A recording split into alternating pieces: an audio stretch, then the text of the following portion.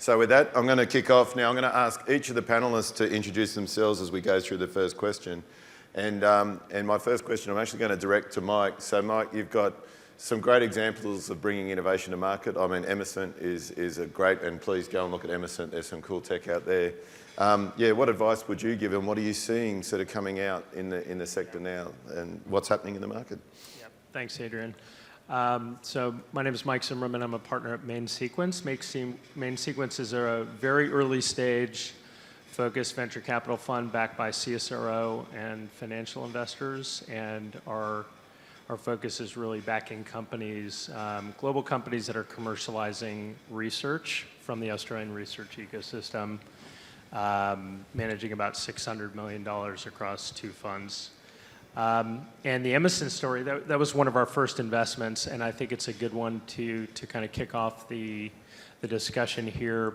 We first met the team at Emerson inside the QCAT operation at CSRO. So in the facility there, they were part of an accelerator called the ON program, and had been working in the whole area of LiDAR-based autonomous navigation and mapping, and attaching a payload to a drone basically and turn that into a autonomous digital mapper, 3D mapper. And a whole wide range of applications, and in fact they had industry engaging them very early on in CSIRO to do a whole range of things, from mapping telco towers to agriculture to mining.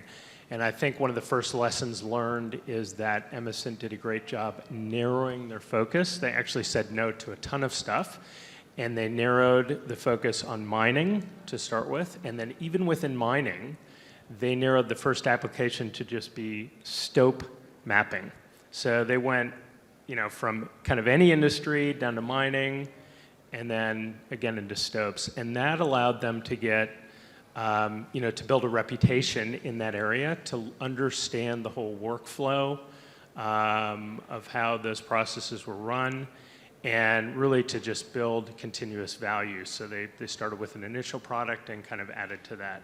And so, lesson 1, and I'll probably just stop there, is just narrow the focus beyond what you probably would initially think, and just being very tightly focused, I think, will allow you to build value. I think that's a good lesson for anyone, whether you're an innovator or in business in general, right? There's chasing shiny objects can take a lot of energy and a lot of time, so focus is important. But no, thank you for that. I think Emerson's a great example, and again, make sure you go and have a look at what they do. I'm going to hand over to Nathan now for, what advice would you give to prospective innovators that are coming out of the market? What's, what a solution for the resources sector? What would you give those innovators as direction to engage? Thanks, Adrian. So Nathan Flaman, I'm with the innovation team at BHP. Firstly, I just want to start by thanking all the innovators that are here today. You're doing a great service to this industry, walking around the hall over the last couple of days. Incredibly impressed by the innovation that we're seeing, and this is really crucial to the industry. It's needed, and it's needed for a big reason. The world needs to decarbonize, and we need more critical minerals. We need to find them. We need to extract them sustainably, and to achieve that, we're going to need a lot more innovation. So absolutely enthused by what I'm seeing out there right now. BHP looks around the world to identify innovation that's relevant to the industry, and we're excited by what we're seeing. That said, I know that large companies like ours aren't always easy to engage with. Hear that regularly.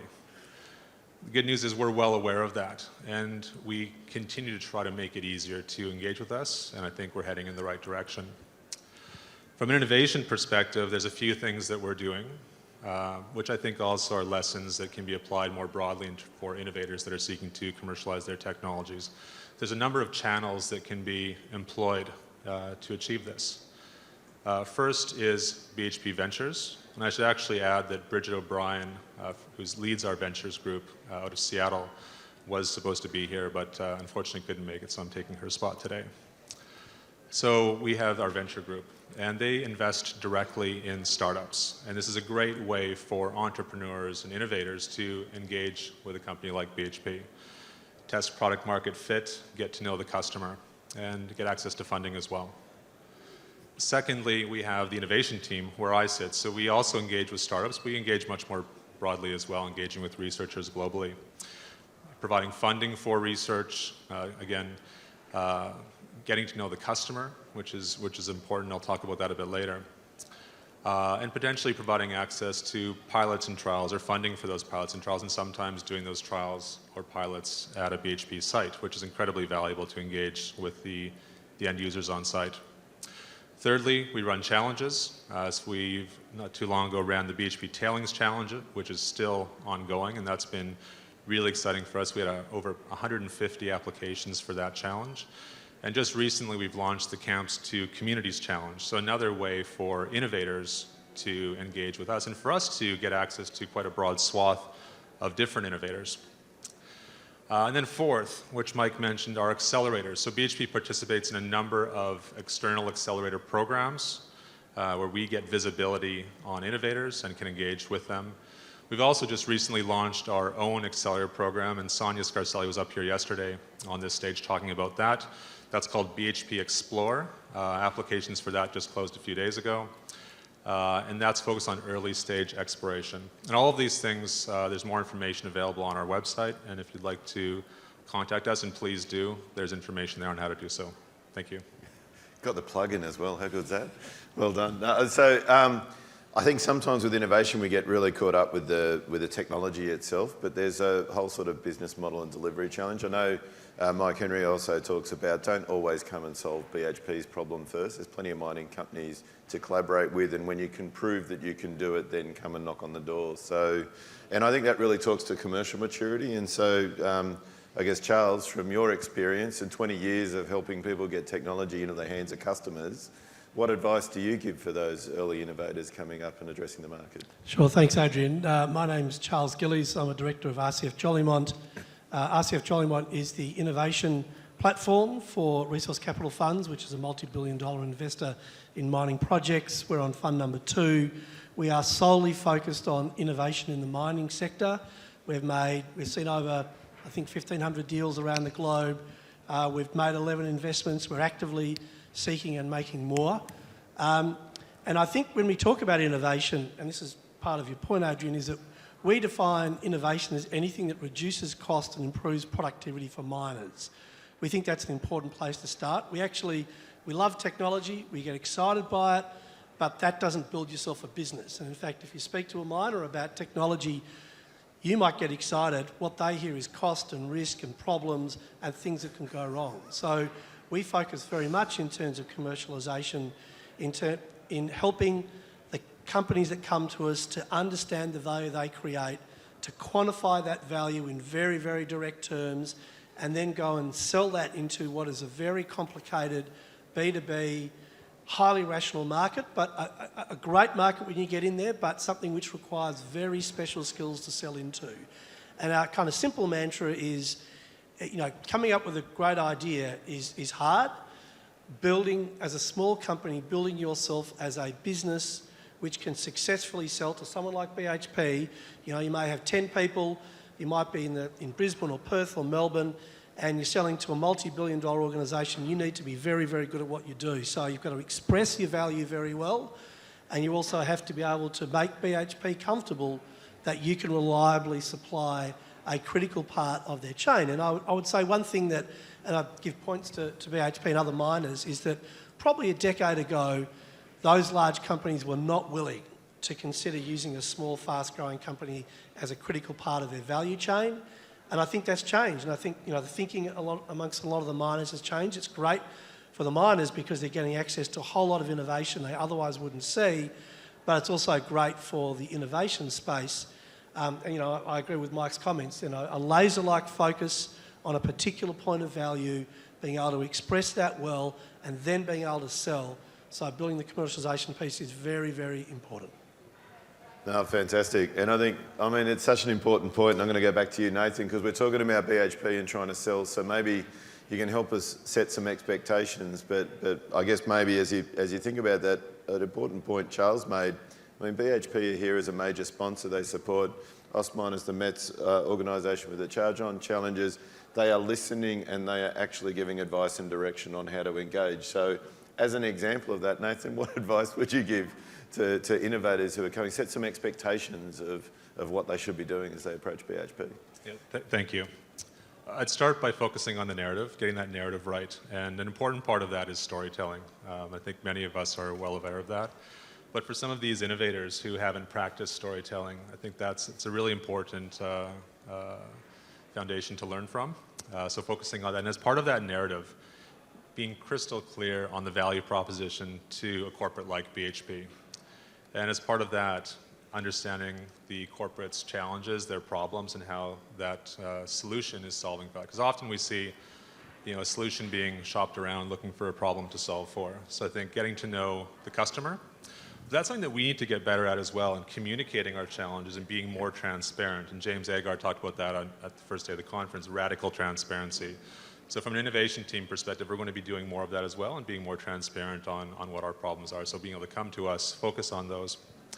So then in addition to that, being aware of the competitive landscape. So we're often approached by innovators who claim that what they have is truly unique. They've got something proprietary that no one else has. And we've either seen it before or a month later we see someone else who has something very similar. So it really helps when approaching us, do some of the homework for us, make it easy for us, show the benchmarking, show how your innovation compares to what else is out there in the market and how is it truly unique or truly superior to similar offerings. That's useful. And then lastly, be aware of the timelines that these things can take. Be patient, be persistent. Getting a trial or pilot up at an operating mine site requires a lot of stakeholders to be engaged. It can require the stars to align, but I think that we're getting better at it, and our team is there to help to facilitate that to happen. We're doing more of these things, and but it can still take a long time. Yeah, that's very good advice, and I think we learn lots of lessons. So, Mike, I mentioned Emerson, which is a great example of success. I'm sure there's some ones with some battle scars as well. So maybe some lessons learned in from bringing the technology to the customer. What's some of your lessons and experiences? What can we take away from those? Yeah, I think I'll just build on some of the things that Nathan has said, because listening to the customer as kind of generic and sort of apple pie as that sounds is just so important. And I'd say it's not just listening, but it's active listening and probing as to what the customer is really the problem they're trying to solve. And I typically suggest to the companies I work with to ask like 3 layers of why. So, so first of all, you might come in with a solution for a particular problem, or you might be trying to understand how your solution solves a particular problem. Understand the why they're trying to solve that problem, and then keep asking why to uncover why do you actually need that data, okay? And what is it that happens to that data after it's collected, and why is that important? And just trying to get down to the nub of the value and trying to understand who the users of your solution are, who else is impacted, what the business case. I'm shocked by the amount of folks who come to us without a real in-depth understanding of the problem. And we have, there's that balance there where you want to be, of course, as an innovator, visionary, and we see Elon Musk, taking the world ahead, but you've got to balance that with a real understanding of the customer problem. And so it's that balance of inspiring, but then being humble enough to listen, especially when you're in an industry that's very conservative and filled with behemoths, to be able to listen well as well. I guess when you spend a lot of money trying to stabilise a complex organisation, throwing something that's going to be disruptive is not always a good idea. Right, so sort of understanding that matrix as well. But it's interesting, I was watching Nathan nod where it's kind of like understand that. I like the novel thing as well. Everyone likes to say, I've got the best technology in the world. You lose credibility really quickly when you turn up to BHP and say, we're the only ones who do this, and you're the 5th one who said that. So sometimes that pitch is, really important to get right into the background. So, Charles, what do you think? I'm sure you've seen plenty of those. So I think one of the things is that you mentioned the industry being conservative. I mean, we have to understand that you've got to put yourself in the shoes of the customer. And the customer's often running, very large assets, billion-dollar assets with very long lives. They've got to get throughput out 24/7. It's not that they're conservative, it's that they're rightly worried about the risk of something going wrong and, the operation going down for a while. So you can't just, because it's very tempting to say they're conservative and stupid, but they're not actually. Mining companies are incredibly good at what they do. And if you can convince them, then you can get through the gate.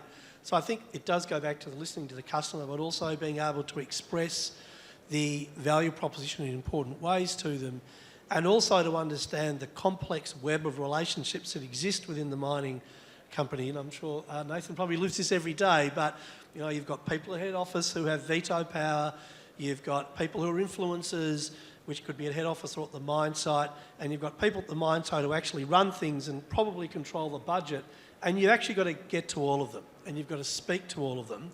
But I think one of the things we always say to our companies is go to the mine site, talk to people who are using your equipment.